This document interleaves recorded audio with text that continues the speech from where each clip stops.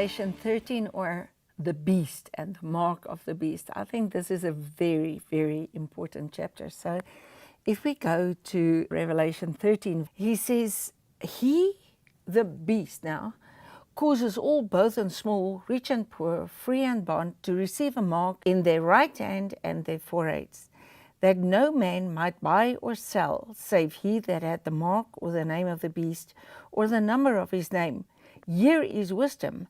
Let him that understand count the number of the beast, for the number, it's the number of man. And this number is 666. We first have to find out who this beast is.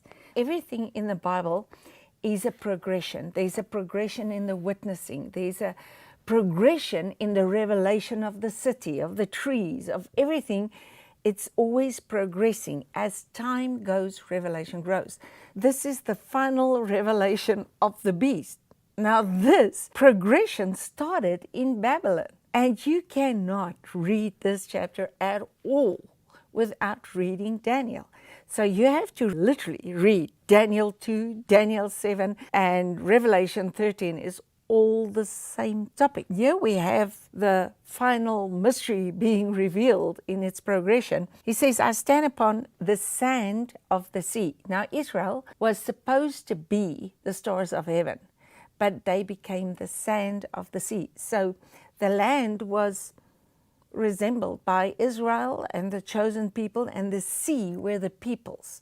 When it comes to Revelation 20 and he says the sea gave up his dead, it's not the sea, it's from all the nations.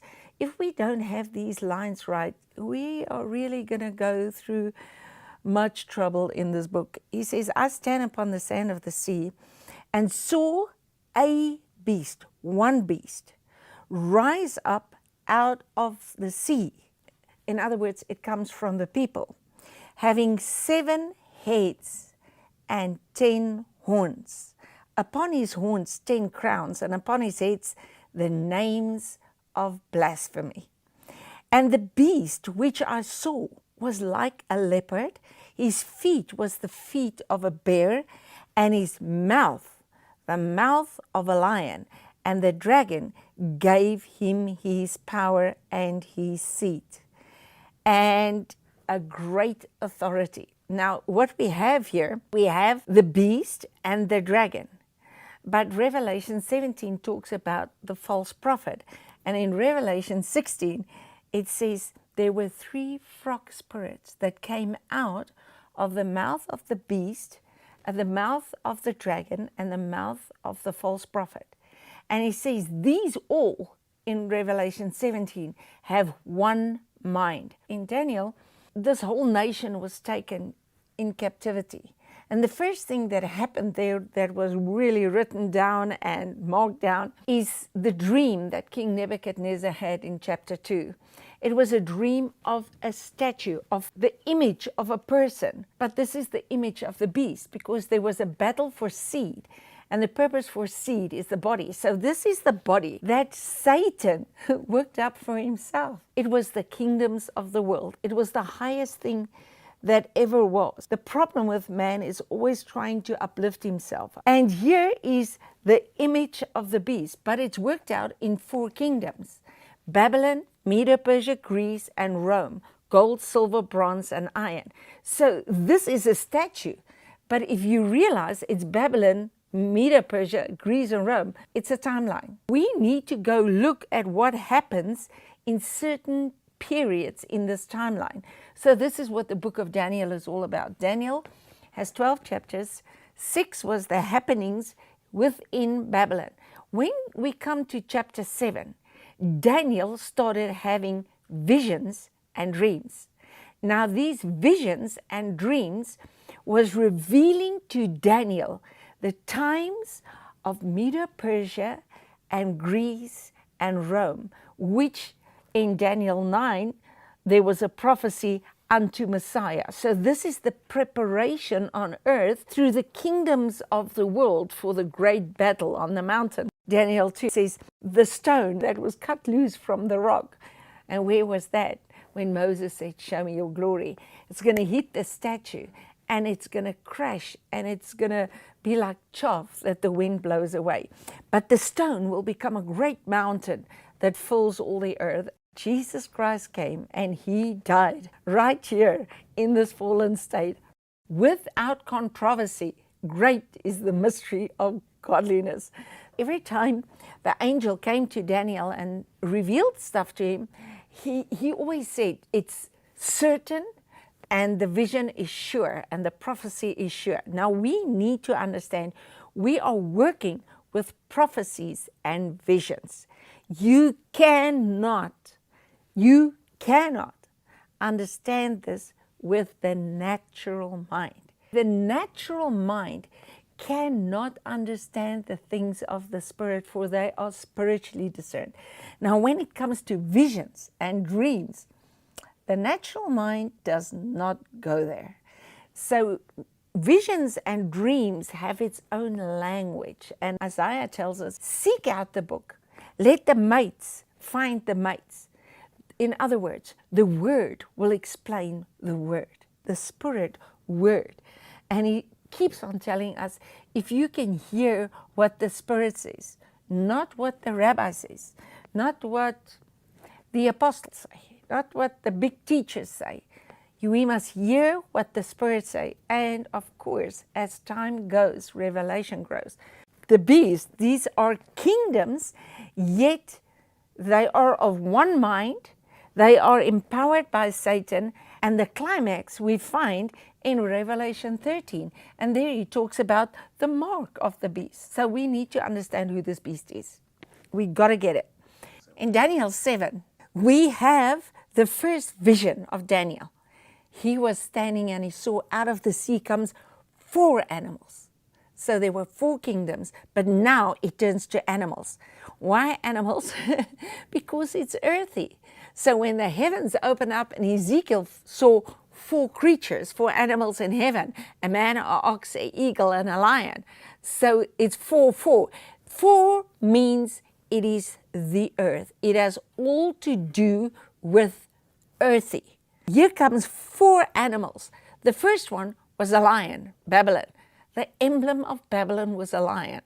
The biggest empire that ever was on the earth. And it's funny that Daniel actually called him King of Kings, small letter. So when the battle raged, it was the King of Kings against the King of Kings, the Lion of Judah against the lion. The second animal was a bear with 3 ribs, and that was the Medo-Persians that immediately took over after Babylon. I mean, the night Belshazzar was drinking out of the cup, he saw their handwriting, and immediately they took over. And then Alexander the Great came. He was a leopard. The whole known world was captured by this young man, and he died without an heir. Now, in the time of Greece, there is a man that stood up, which was the foreshadow of the man of perdition, or the man that inflicted the mark of the beast. What we have in Daniel 7 is the 4 animals, a lion, a bear, a leopard, and then a very terrible animal with iron teeth crushing and destroying everything. This animal has 10 horns, kings of that kingdom. In the spirit, things overlap. So here they are separate, but they are one. Because in Revelation 13, he says, one animal comes up. The dragon, the beast, and the false prophet, they are all of one mind. And the beast, we see it first in the nations, now in animals, and in Revelation 13, it's one. This iron teeth creature had 10 horns. 2 times in Daniel 7, he explains that these are the kings of that kingdom. 10 means complete. Satan always tries to mimic the things of God. This is why he has his own trinity, the dragon, the beast, and the false prophet. But here the beast had 10 horns, but it turns to 7. So what happens, he explains it, that these are the 10 kings. And if we look at them, it's Julius Caesar, Augustus Caesar, Tiberius Caesar, Caligula, Claudius, and Nero, number 6. Then followed a terrible, terrible time in Rome. Nero sacked Rome. He mismanaged Rome. He was so full of himself. He was worshiping himself. He set the whole Rome on fire.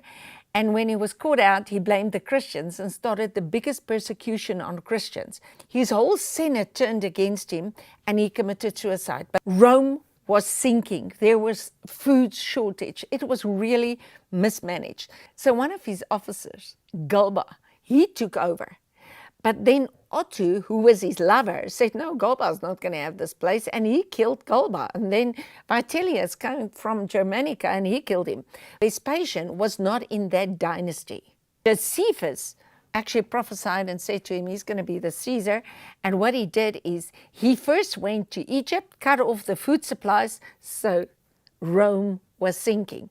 And then he came in, took over, opened the food supplies, and he restored Rome to its glory. But it's all one beast. We find all this in verse 8. He says, I considered the horns and beheld there came up among them another little horn, because he was not part of the dynasty, and before whom there were 3 of the first horns plucked up by the roots. And behold, this horn had eyes like a man and a mouth speaking great things. And in verse 20, he explains it, and he says, the 10 horns that were in the head of the other which came up were before the 3 fell. Even that of the horn had eyes and a mouth that spake very great things, whose look was more stout than his fellows. And this same horn made war with the saints and prevailed against them until the Ancient of Days came, and judgment was given for the saints of the Most High, and the time that the saints can possess the kingdom. When Jesus died, he brought the kingdom, but the kingdom could not be taken or entered while the old was still a recognized institution. And right there, where this time of transition is where John wrote. He says, I, your brother, in tribulation and the kingdom. But this is the time that this big horn was now on the earth, and he was speaking great things, and he had eyes like a man. They say he was a very good man that came up in the ranks. He was a very good warrior. So for him, it was nothing to take over. But when he took over, it all went to his head, and he proclaimed himself God. Now, when we go through the book of Daniel, every chapter about touches on this man.